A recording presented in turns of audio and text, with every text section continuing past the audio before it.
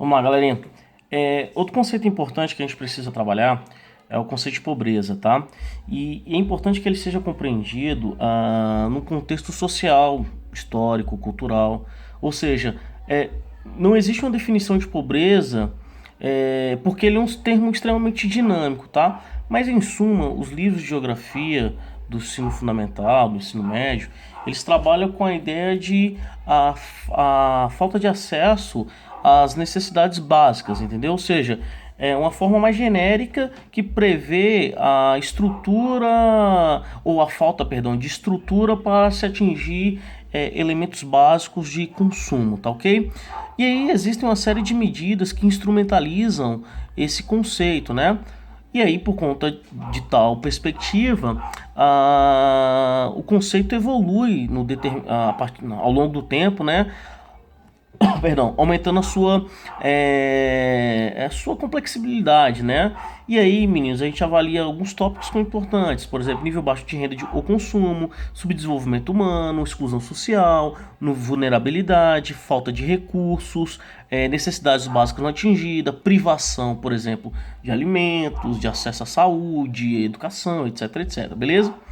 É importante que a origem ela é ética social, ou seja, pode ser vista como parte integral da geografia política, e aí o conceito surge, passa a ser fundamentado a partir de consideração ligadas ao significado até da própria justiça, tá ok? É importante que se trabalha dentro dessa perspectiva em três categorias, tá? Alimentação, itens básicos, né, ou a falta, né, de alimentação, de itens básicos como calçados, roupas, combustíveis, e aí se utiliza dos mais diferentes métodos para categorizar, né, o conceito de pobreza, beleza? Outro tópico importante que eu acho que é necessário a gente caracterizar é que quando a gente trabalha com a pobreza, a gente trabalha também com bens essenciais, dentre os quais se destacam renda, educação, saúde, alimentação e nutrição, acesso à água potável, saneamento básico, trabalho, emprego, habitação e ambiente onde vive, acesso a ativos ou créditos, acesso a mercados, participação na comunidade, bem-estar social. Perdão, minha mãe acabou de. Enfim.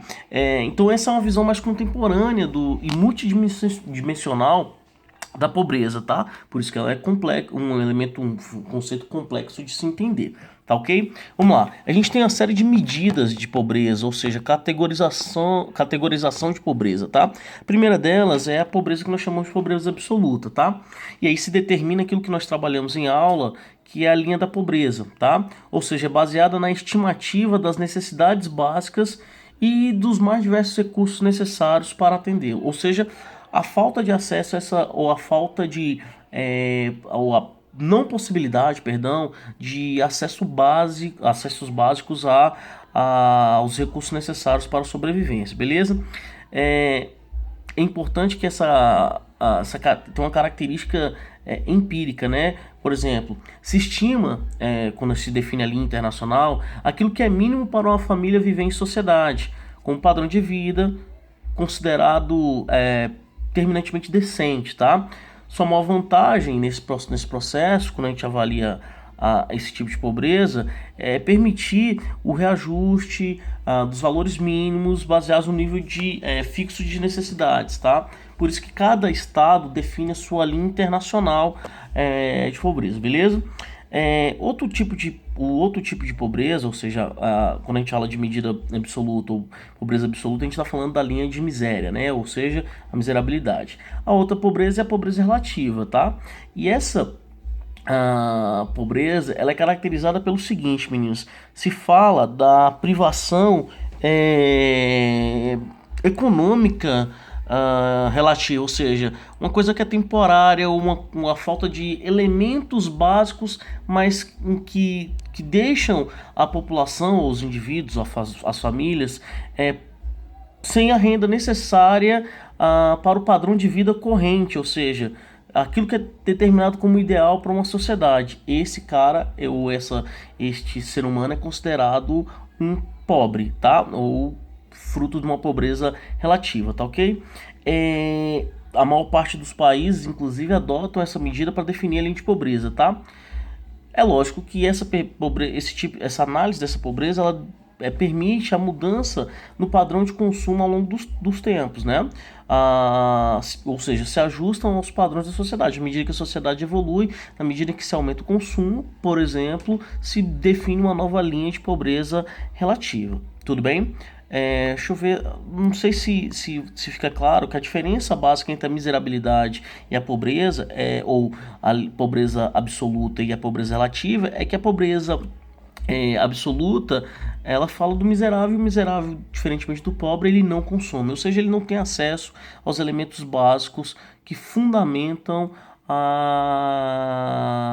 o consumo, basicamente o consumo, tá ok? Bom, existem outras medidas, tá? Tem a pobreza que é chamada de pobreza subjetiva, que trabalha com uma forma mais adequada de se determinar quais são as necessidades básicas para se viver em sociedade, tá ok? E aí cada perspectiva, por exemplo, cada bairro, cada quadra, no nosso caso, cada cidade, determina um padrão prévio daquilo que eles consideram ideal para a sobrevivência. Tudo bem? Bom, esse é o segundo tópico sobre pobreza. Já já a gente versa mais um pouquinho sobre os conceitos básicos de pobreza, beleza? Valeu!